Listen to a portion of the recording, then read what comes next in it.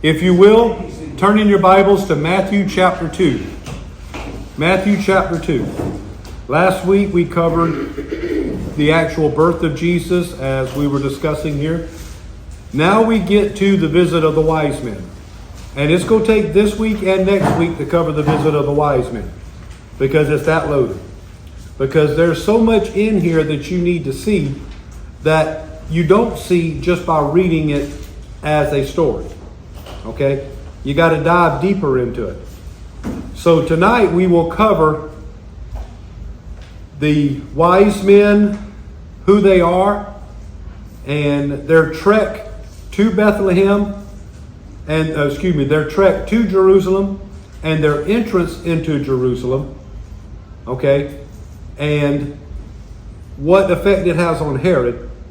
And then next week we will cover their actual visit to Jesus. Okay? Because we won't have time to get to that tonight, because it's too much to cover. Now when Jesus was born in Bethlehem of Judea in the days of Herod the Great, that is, the king, behold, there came from the wise men from the east to Jerusalem, saying, where is he that has been born King of the Jews? For we have seen his star in the east, and we are come to worship him. Before we get to the wise men, let's first address Herod, because Herod is a central figure in this story. Herod, you need to know, was not a Jew. He was born in 72 BC, and he is an Edomite. Okay? And he was placed in power by the Romans. Now, when you're placed in power by the Romans, you're not born a king. You're not anointed a king. You're just put in office by the Romans. No different than Pilate's being put in office by the Romans. Okay? Well, if you don't have a legal right to the throne, you've got to scratch and claw to keep your stranglehold on that position. And that's exactly what Herod did. This is the 35th year of his reign. And he was a shrewd politician who knew how to punch the buttons to manipulate Rome to keep his job. He knew how to coerce. He knew how to play the political game just as these jokers in Washington do. They know how to do it to keep their job. These senators and stuff, it's the same thing. But personally, he was a paranoid tyrant. He lived in constant fear of someone who's going to come and try to overthrow him. He was constantly looking out. Now, this comes from, and I'm going to give you some of the sources, Josephus and others, where we get this from. These are respectable early church fathers, theologians of the day, who've recorded this stuff. It is recorded that Herod, when he first took office, his first official act was to slaughter the entire Sanhedrin. He removed the high priest, and he installed his own priest and named his own Sanhedrin. And as a result, both the high priest and the Sanhedrin were like puppets. They became like a religious mafia that was manipulated and run by Herod. They were in the position of chief priests, but they were corrupt. They answered to Herod.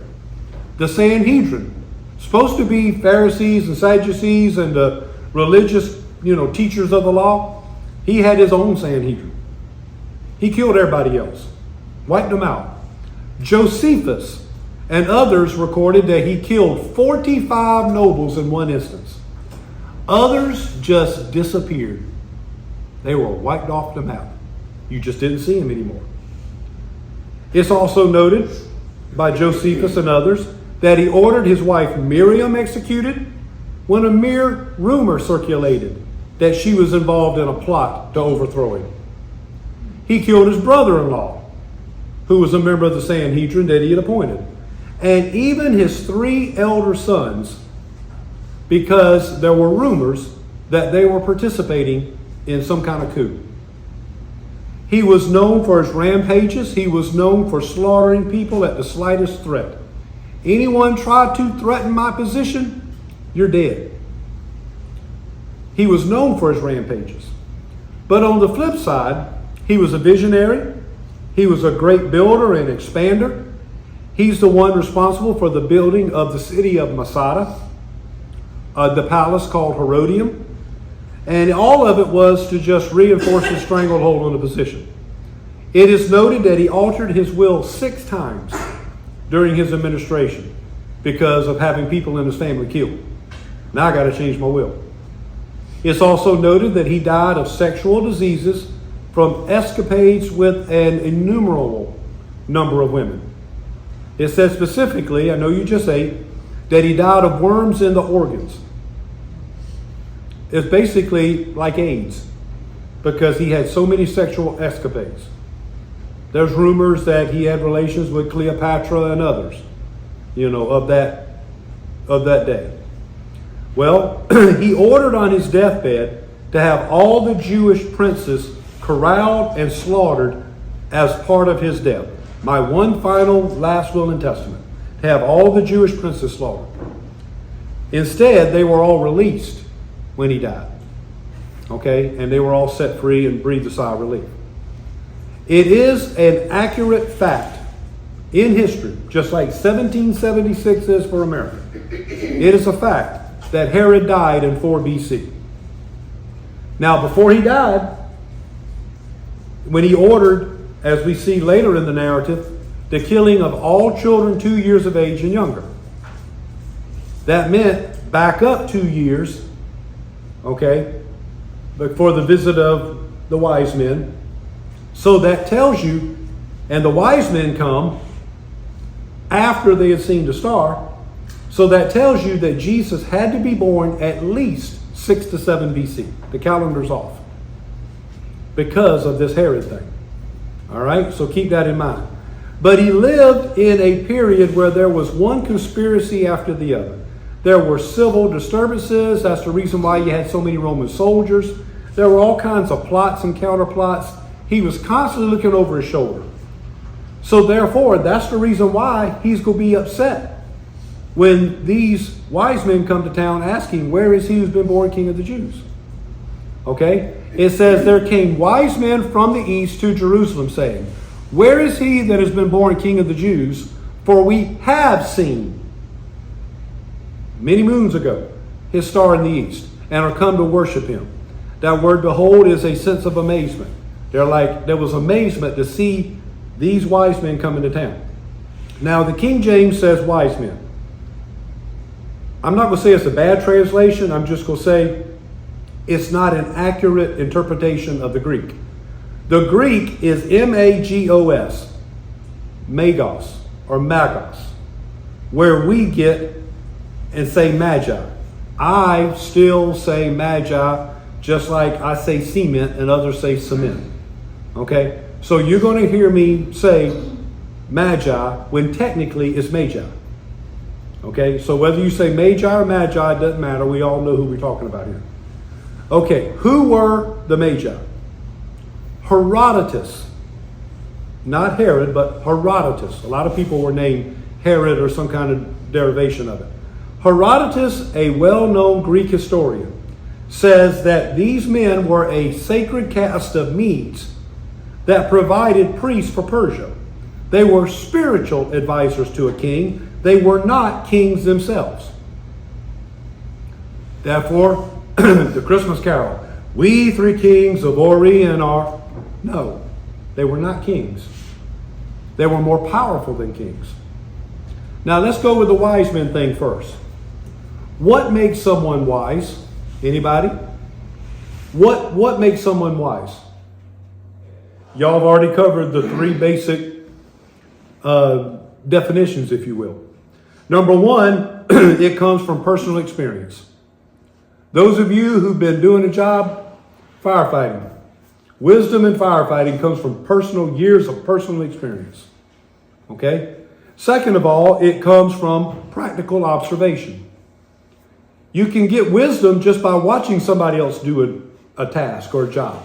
You can observe to see how things are done.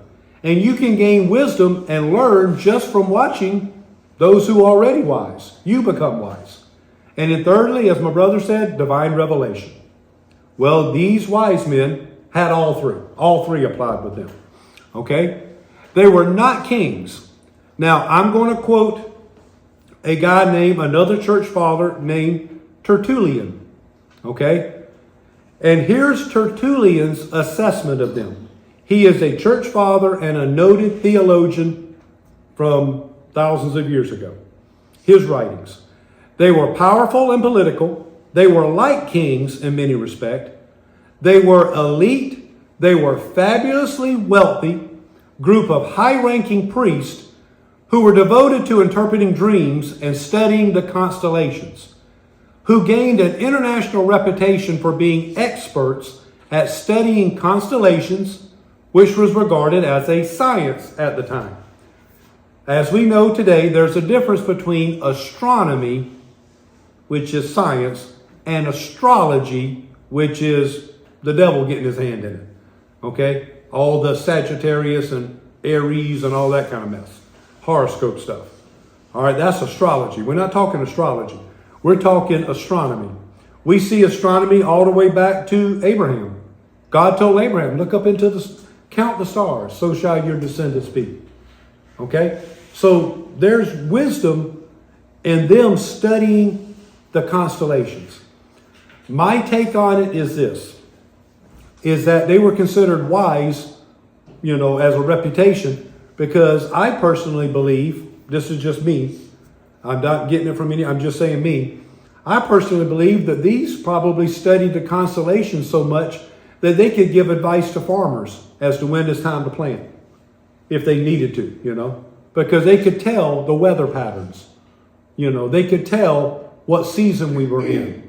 They didn't have what we have, a calendar on the wall necessarily, but they could tell that kind of stuff. So I could see them playing a role like that. So people would go to them for their wisdom in regards to such questions and answers. The most notable Greek theologian and historian of our day, of whom I receive from, Mr. Bobby receives from on a regular basis. Okay? And he lives in Russia, and he is the most world-renowned Greek historian and Greek theologian of our day. Many ministers get their material from him because he knows it. He's up in age, and he's been doing this all his life. Okay? He has a museum of Greek stuff. I learned a lot of Greek from him. Okay? I dig for myself in many things, but a lot of stuff I get from him. Okay? And here's his quote on it. They were a combination of scientists, politicians, religious leaders who were staggeringly wealthy. And they possessed so much might and political clout that if they chose to do so, and if they as a group collectively agreed to it, they had the power and ability to depose a king with a single word and install a king of their preference in his stead. For this reason, they were viewed as king makers in eastern lands. And without their endorsement, it would have been very difficult for anyone to become king. Without their endorsement. That's how powerful these men were. They were so powerful that we have no equivalent of that in today's world. It was an elite group that held the reins. They held the reins of the financial realm, of the religious realm, of the scientific realm, and the political realm. They had that much power that they could influence the financial aspects of a city, the religious aspects of the synagogue, the scientific aspects of the schools, and the political power of a nation. And no king wanted to mess with the Magi. You didn't want to touch them. The best example I can give you today, we don't have such, but what if there was this team? And this team consisted of Elon Musk, the richest man in the world. What's his name? Zuckerberg, the one who invented Facebook. You have Jeff Bezos, the one who invented Amazon and Amazon Prime. If you had Warren Buffett, Bill Gates, all these giants that are worth billions and billions, the Walton family, Sam Walton before he died, Walmart owner and establisher. If you had all these in a corporate collection And they went from country to country as a team. And they've got so much wealth that they could oust a president if they wanted to. They could oust a prime minister if they wanted to. That would be the best example. We don't have such today, but if we did, that would be the best example of what we have here. They date all the way back to Daniel. And Daniel, you recall, he was serving under one king after the other. He served under the Babylonian Empire, the Mede and Persian Empire, including King Nebuchadnezzar, Belshazzar, King Darius, and Cyrus. All four administrations Daniel served under. Scholars believe that Daniel eventually became the head of the Magi. So everything he uttered, all his prophecies that he uttered, they held on to for generations. These Magi at this particular time, who come into Jerusalem, they knew Daniel up one side, down the other. They knew every prophecy he had quoted. So they were constantly on the lookout for any signs in the constellation of that which Daniel prophesied. Let me give you a few. Genesis 49:10. Now this is not a Daniel prophecy. We'll get to some of his. The scepter shall not depart from Judah, nor the ruler's staff from between his feet, until Shiloh comes, and to him shall be the obedience of all the peoples. Numbers 24:17. I see him, but not now. I behold him, but not near. A star shall come forth from Jacob. A scepter shall rise from Israel. There will be a star positioned above Israel, and shall crush through the forehead of Moab, and tear down all the sons of Sheth. Now you get to a couple of Daniel ones. Daniel 2:44. In the days of those kings, the God of heaven will set up a kingdom which will never be destroyed. And that kingdom will not be left for another people. It will crush and put to an end all these kingdoms. It will itself endure forever. Daniel 7:18. But the saints of the highest one will receive the kingdom and possess the kingdom forever, for all ages to come. You have Micah 5:2. As for you, Bethlehem, Ephrathah, too little to be among the clans of Judah. From you one will go forth for me to be ruler in Israel. His going forth are from long ago, from the days of eternity. Now that's the prophecy that gets quoted to Herod in Matthew 2:6, when he calls the chief priests and the scribes together and tries to ascertain, where is this Messiah you speak of? Where is this King of the Jews supposed to be born? They quote these prophecies. Okay? Now, you've got all these prophecies. Do y'all know how many prophecies there are, how many messianic prophecies there are in the Old Testament leading up to here? Anybody know how many messianic prophecies there are? Okay? There are at least 300. Many theologians said that they found up to 330 messianic prophecies.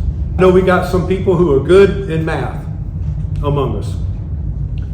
Do you know the probability of Jesus fulfilling these prophecies? Just to show you how awesome God is. How far above science God is. Y'all are familiar with the phrase in math called scientific notation. Anybody ever heard that before? Scientific notation. Scientific notation is this. Let me give you an example. Because 10 squared is 100. So you can write 200 as 2 times 10 to the second power. You can write 2,000 as 2 times 10 to the third power. Okay? You understand? So if we want to say it's 1 in 1,000's chance, it's 1 in 10 to the third chance that that's going to happen. That's 1 in 1,000 that's going to happen. That's scientific notation. It keeps from writing all these zeros. And you having to count the zeros and how many commas, okay, to get, all your placement there.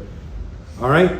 Well, those who are much smarter than us, scholars through the years who are brilliant mathematicians, here's what they came up with. The probability of Jesus fulfilling only eight messianic prophecies. We just listed about that many. The probability of him fulfilling 8 messianic prophecies is 1 in 10 to the 17th power. 17 zeros. That's the chances of him fulfilling 8.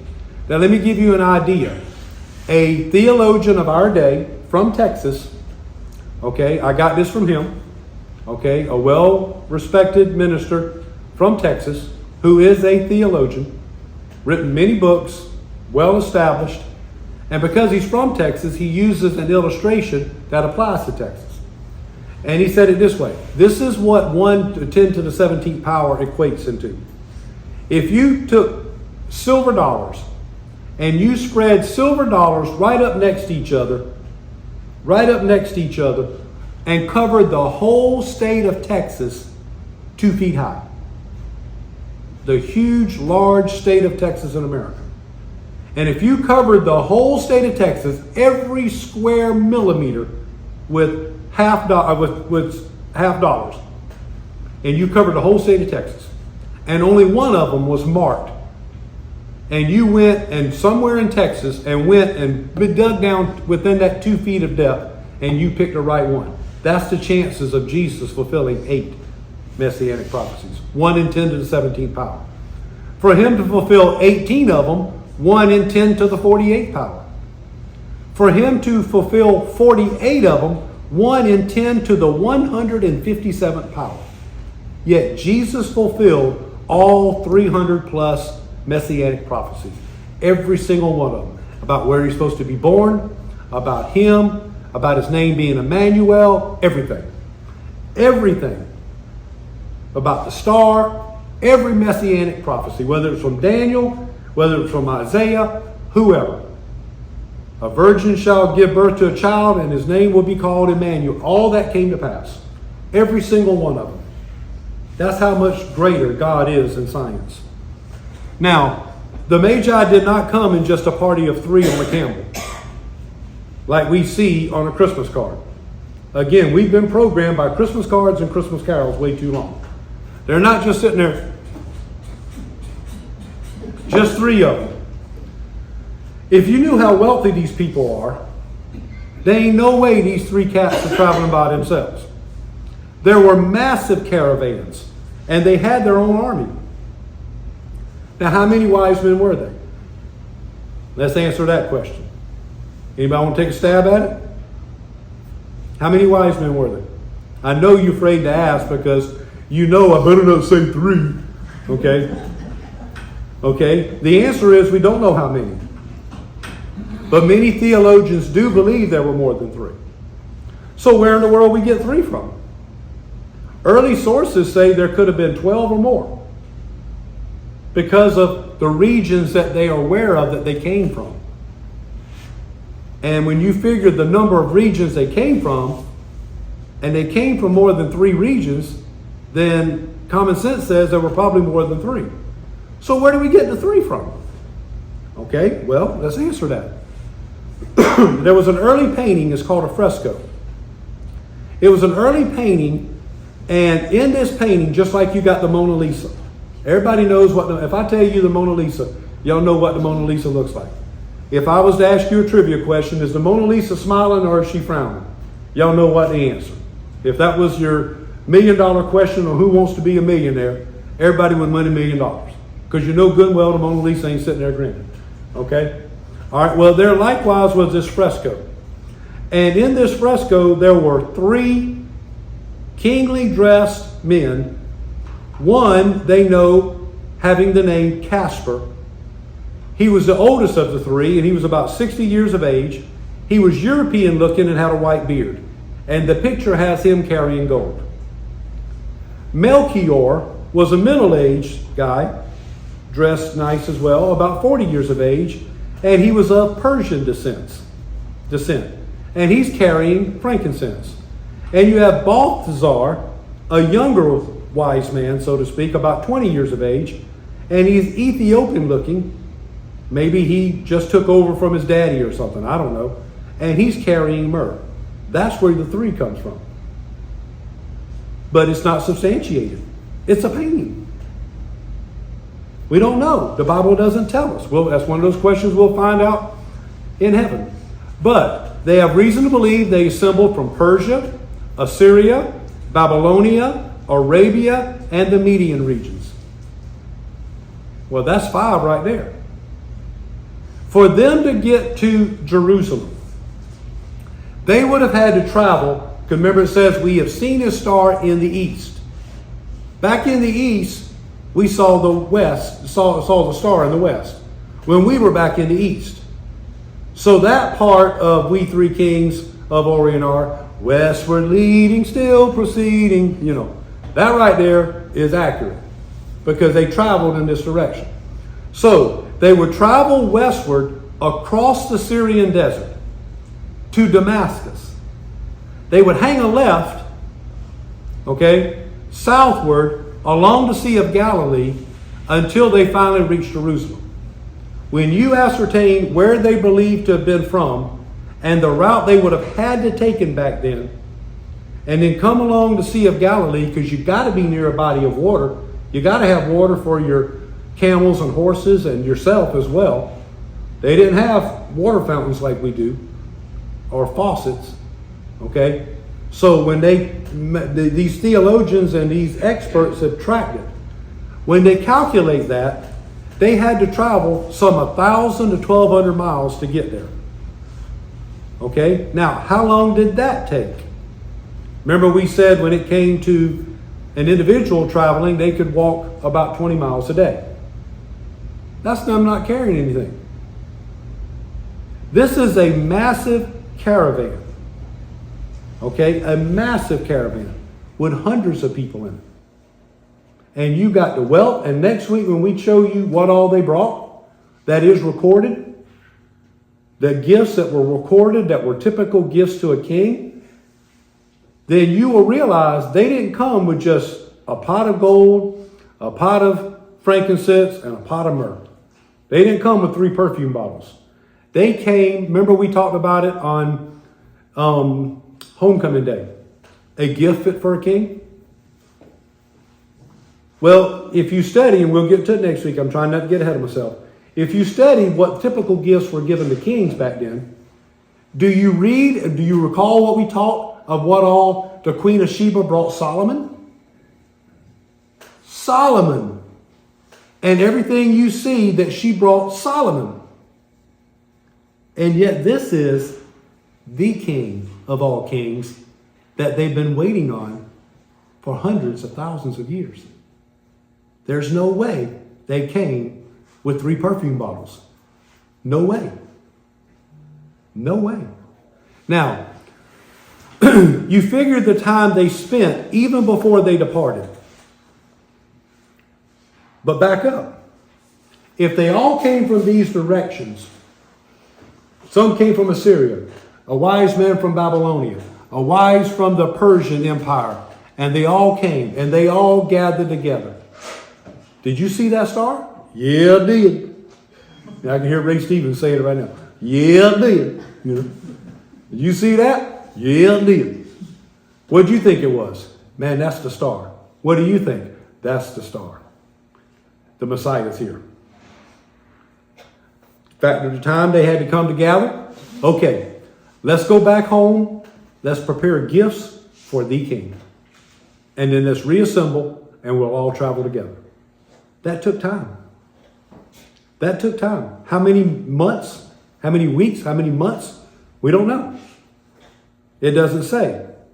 Okay? So they had to prepare these magnificent gifts. Then they camel along, so to speak, or ride horseback or whatever. But besides that, well, I don't get ahead of myself. But besides that, they needed protection.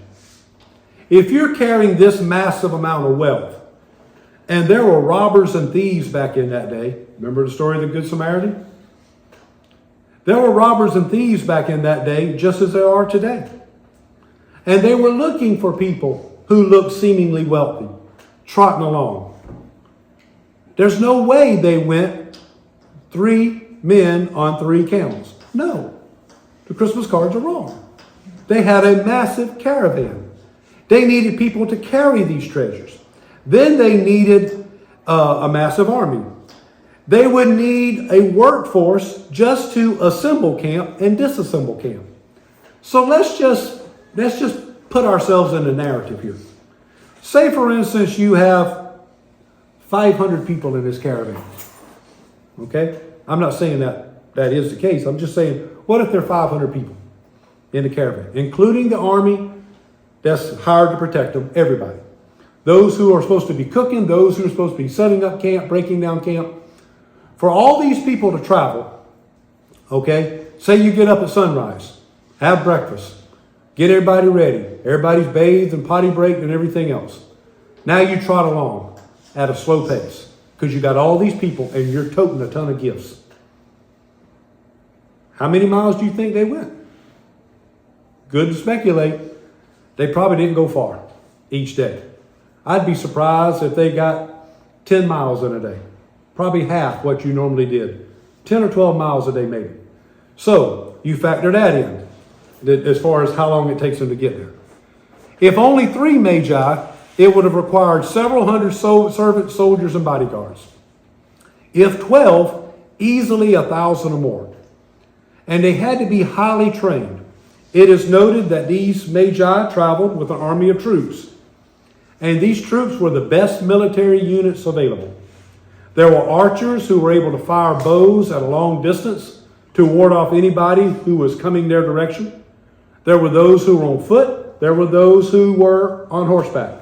So they can gallop and go snuff out a threat if they were approaching. You had sword fighters that were proven that they could whoop a Roman army or a Roman soldier.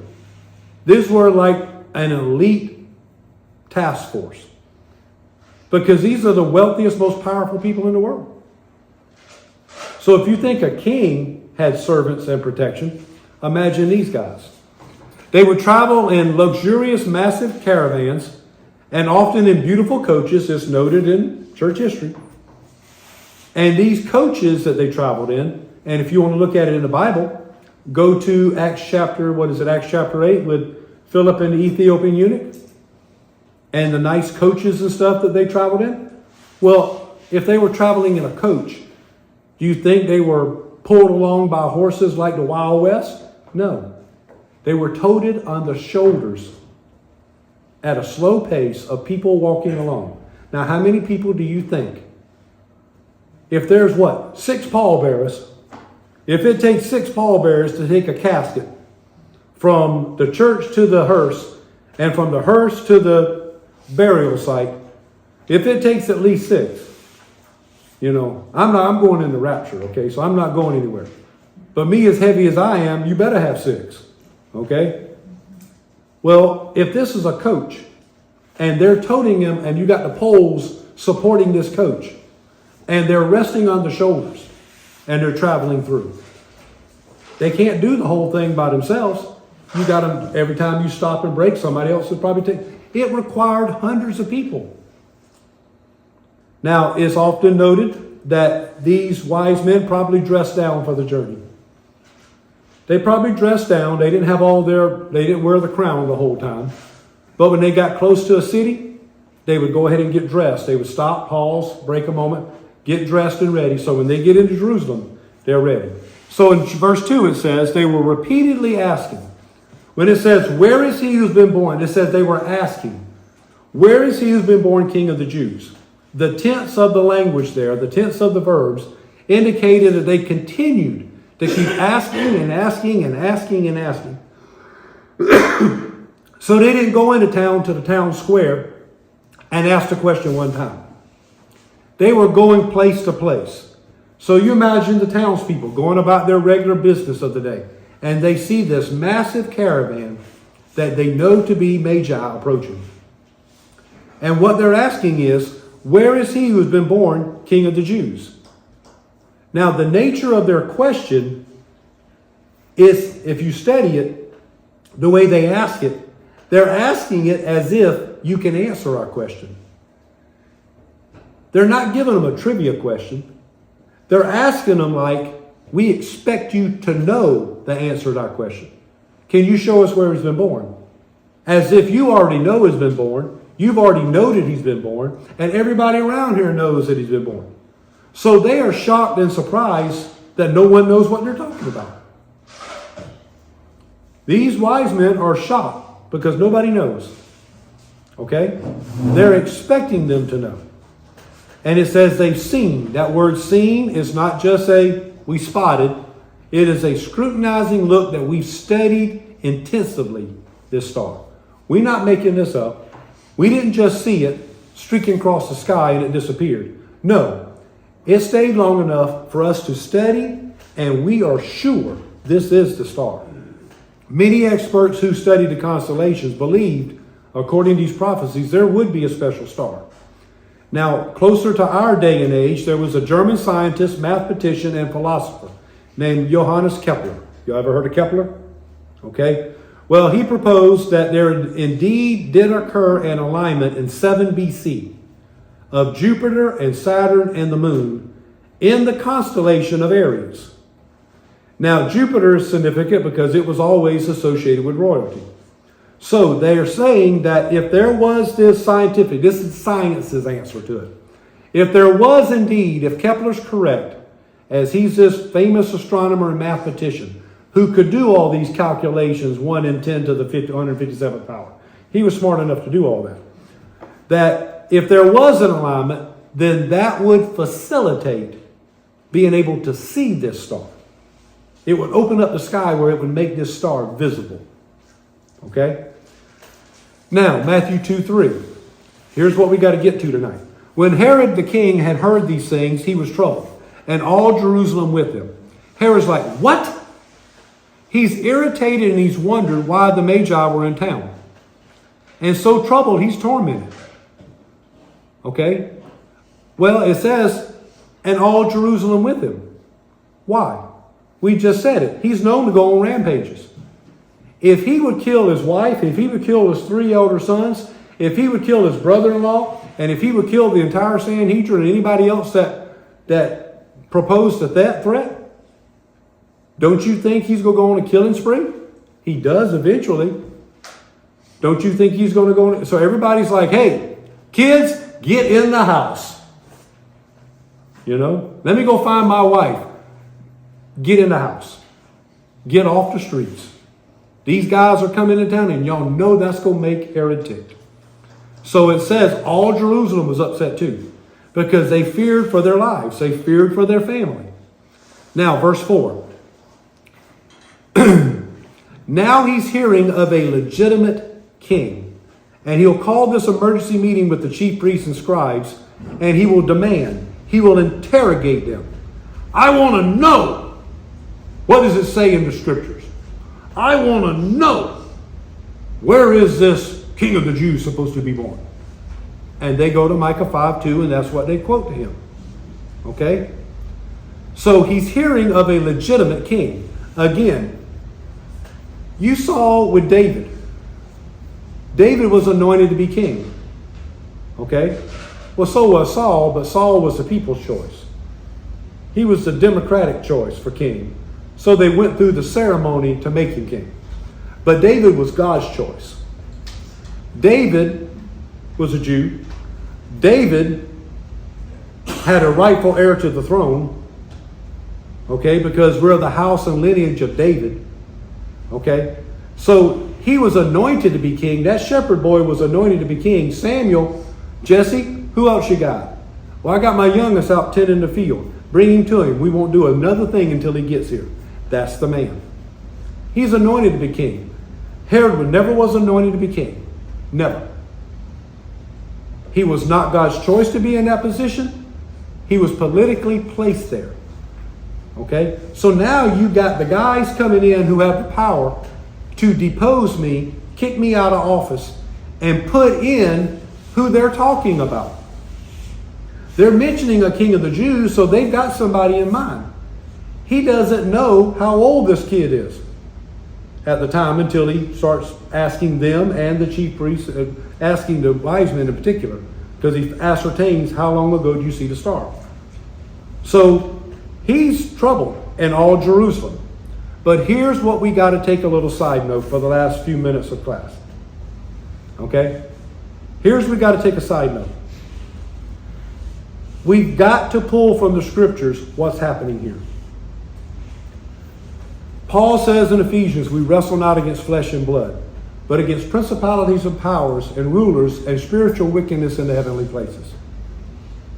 There is a demonic spirit that is behind Herod's attitude and his actions. He's not just having a bad day. He's not just not feeling well and irritated. No. The devil is behind Herod and his killing sprees. Okay? So what is it? What is that spirit? What is that spirit that is troubling Herod? We're going to identify it here. Okay? In Mark chapter 8 and verse 15, Jesus himself tells his disciples, he says, watch out. Beware of the leaven of the Pharisees and the leaven of Herod. Jesus tells them, there is and leaven, you know, is yeast.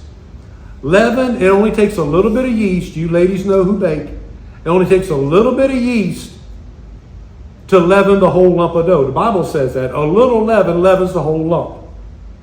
Okay? Well, when that little bit of yeast is inserted to the dough, how is it activated? Through heat. Heat makes the bread rise. They didn't have time for the bread to rise on the Exodus, so they had unleavened bread. Okay? So to have leavened bread, you need to have time for that yeast to permeate. So Jesus is taking a natural example of leaven. There's 3 leavens mentioned in the Bible. Only 3 in the New Testament that Jesus talks about. Here we have 2 of them. The leaven of Herod, the leaven of the Pharisees, and then there's the leaven of the kingdom. Because the kingdom is the good leaven. These 2 leavens are the bad leaven. And it will infiltrate and it will spread quickly when heat activated. All right, so what is the leaven of the Pharisees? I don't have time to go into great detail. We could teach a whole message just on the leaven of the Pharisees. But the leaven of the Pharisees that Jesus butted heads with on a daily basis for 3 years, it is the religious spirit that we see in 2 Timothy 3 verse 5. It says, these people have a form of godliness, but they deny the power thereof. They have a church. They have a order of service that they stick to, and we are not deviating from it. We're not like Great Salkehatchie that'll flip their service. We don't do that at our church. Okay? We're not like Great Salkehatchie that will let the preacher take up the offering at the end. We do things our way. Okay? We're staunchly religious. We have a form of godliness and deny the power thereof. We ain't letting the power of the Holy Spirit in this church. No way. That's the leaven of the Pharisees. It's the religious spirit. The leaven of Herod, which is what we have to focus on here tonight, is the political spirit. Now, it's expanded through the years to where now it's become humanistic in nature. It's secular humanism that's infiltrated the church. It's all about us. It's all about man. Man's at the center of his own world. Okay? You got yourself into it, you get yourself out of it. You know, man's his own boss, so to speak. But that's where it ballooned into. Going back to its roots, it's called the leaven of Herod because of Herod. So let me give you the definition of the leaven of Herod. It's plain and simple. Ready? Here's the leaven of Herod. When one's coveted attention is given to another. The attention, the support, the applause, the pats on the back that I'm used to getting, and I want so much from you, but instead you're giving it to someone else. That's the leaven of Herod. That's why the Pharisees were eat up with it. That's why he said, beware of the leaven of the Pharisees and the leaven of Herod. They were religious because they ain't going to allow Jesus to come preach on the kingdom in their church. No way.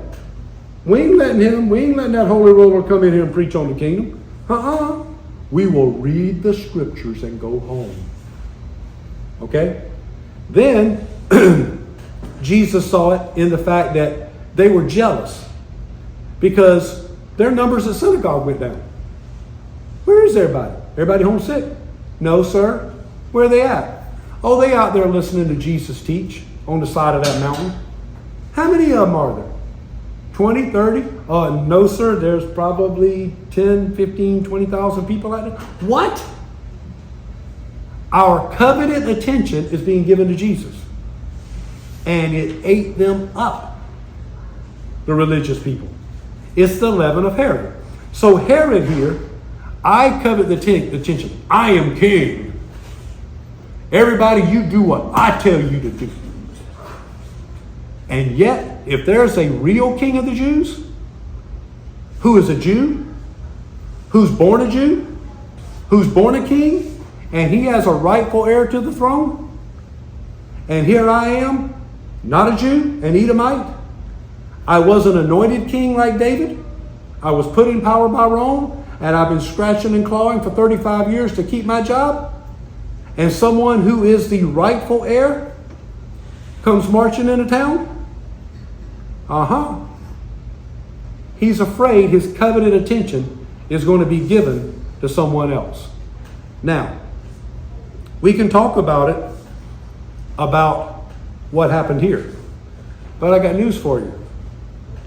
This same leaven operates in churches, the church as a whole today. The leaven of the Pharisees operates. We have a form of godliness. We have structure. We have form. But we deny the power of God. And there's the leaven of Herod. The leaven of Herod operates in pastors. When their coveted attention is given to another. It happens in deacon boards. It happens in church leadership. Whenever anyone feels like my coveted attention, I've been doing vacation Bible school for 20 years at this church. And there's someone so anointed that just got out of Bible school and they're on fire and they love kids and they got an anointing to teach kids. I'm not giving up my job as VBS director. I've had it for 20 years. And everybody says, oh my goodness, but sister so-and-so, she's so anointed with kids. And she's so good with them and they love her. And the numbers have been growing ever since she's been teaching Sunday school. We think she needs to be the VBS director. I'll be doggone, that ain't happening. When one's coveted attention is given to another, that's the leaven of Herod. We see it here. And it operates in churches throughout America and around the world today. And I got news for you. You're looking at someone who's butted heads with it. Those two and this one can tell you. These five know how I've run into it. Butted heads with it. And I ain't the only one. Okay? I've run into it in Hampton.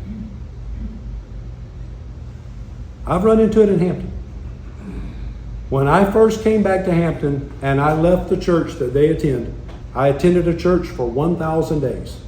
I wasn't keeping count until God said, when I said, Lord, it's time for me to leave.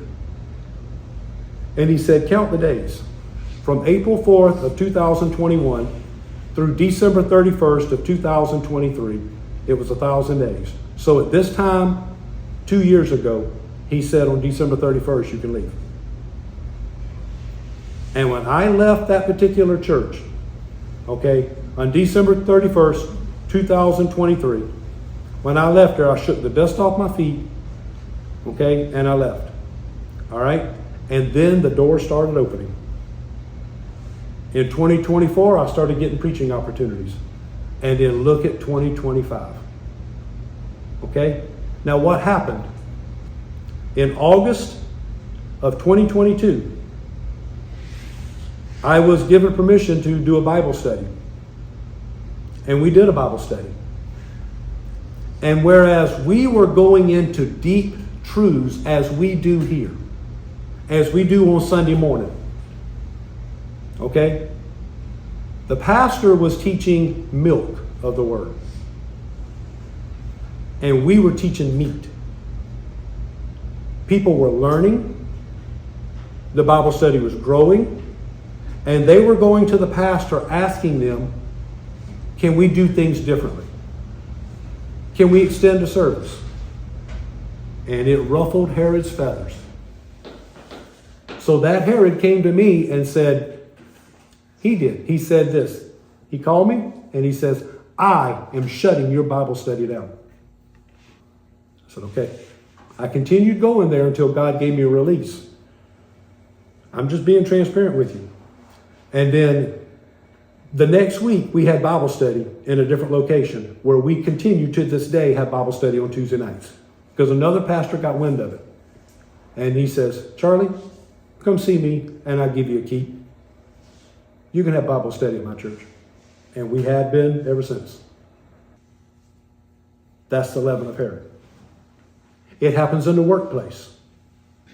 Say, for instance, you are in a position where you're up for assistant manager of your agency.